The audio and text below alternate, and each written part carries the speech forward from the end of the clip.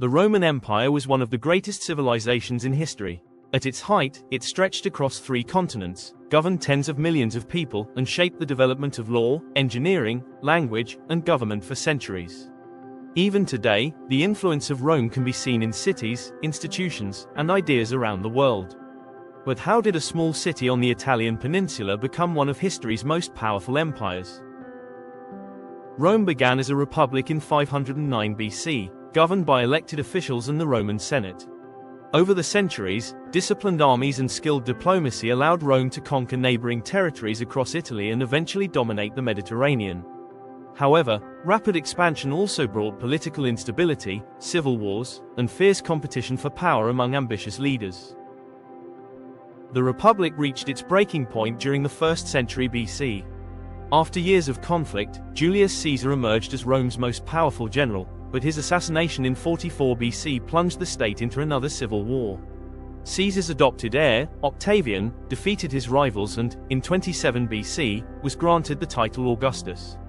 His reign marked the beginning of the Roman Empire and nearly 2 centuries of relative peace known as the Pax Romana.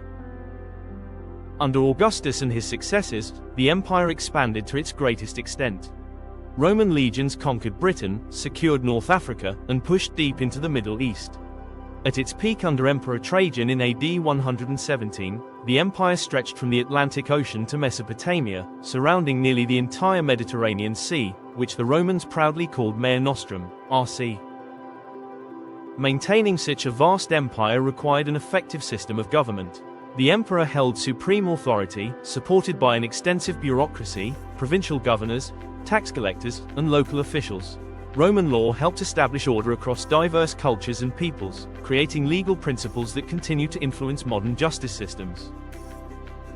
The Roman army was the foundation of imperial power. Highly disciplined legions, supported by auxiliary troops recruited throughout the empire, defended borders and suppressed rebellions. Military camps often grew into permanent settlements, and Roman soldiers built roads, bridges, and fortifications wherever they served, extending Rome's influence far beyond the battlefield. Roman engineering became legendary. Engineers constructed thousands of miles of paved roads that connected distant provinces, allowing armies, merchants, and officials to travel efficiently. Aqueducts carried fresh water into cities, while monumental buildings such as amphitheaters, baths, and temples demonstrated Rome's wealth, technical skill, and architectural ambition. Life in the empire varied greatly depending on wealth and status. In cities such as Rome, Alexandria, and Antioch, bustling markets, public baths, theaters, and arenas formed the center of daily life. Wealthy citizens enjoyed luxurious villas and imported goods, while many ordinary people lived in crowded apartment buildings and worked as craftsmen, laborers, or traders. Trade flourished across the empire. Roman merchants exchanged wine, olive oil, grain, metals, glass, spices, silk, and countless other goods through an extensive network of roads and sea routes. The Mediterranean became the economic heart of the empire, connecting Europe, North Africa, and Asia into one of history's largest trading systems. Religion also evolved over time.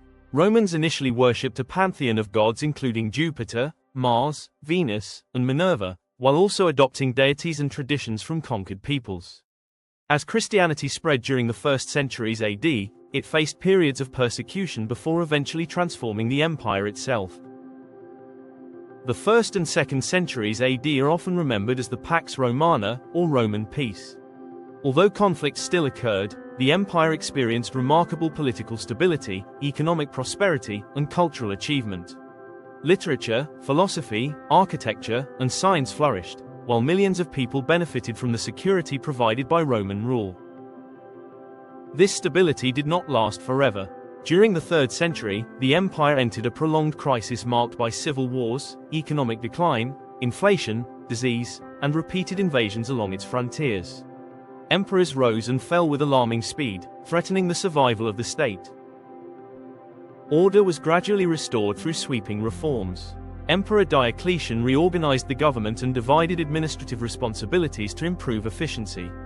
Later, Emperor Constantine legalized Christianity through the Edict of Milan and established a new imperial capital at Constantinople, a city that would remain a center of power for more than 1,000 years. Despite these reforms, the empire continued to face growing pressure. In AD 395, it was permanently divided into Western and Eastern empires. While the wealthier Eastern Roman Empire endured, the Western Empire struggled against internal weakness and repeated invasions by Germanic kingdoms. In AD 476, the last Western Roman emperor was deposed, an event traditionally marking the fall of the Western Roman Empire. Although the Western Empire collapsed, Rome's influence never truly disappeared.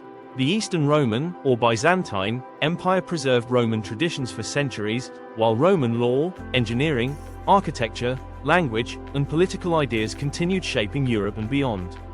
Roads, aqueducts, legal systems, and even many modern languages still reflect Rome's extraordinary legacy. More than 15 centuries after the fall of the Western Empire, the achievements of Rome remain woven into the foundations of modern civilization. From republican government and legal principles to engineering, architecture, and military organization, the Roman Empire continues to remind us how one civilization transformed the ancient world, and left a legacy that still shapes our own. Thank you for watching. If you enjoyed this video and would like to learn more about major events in world history, consider subscribing for future episodes.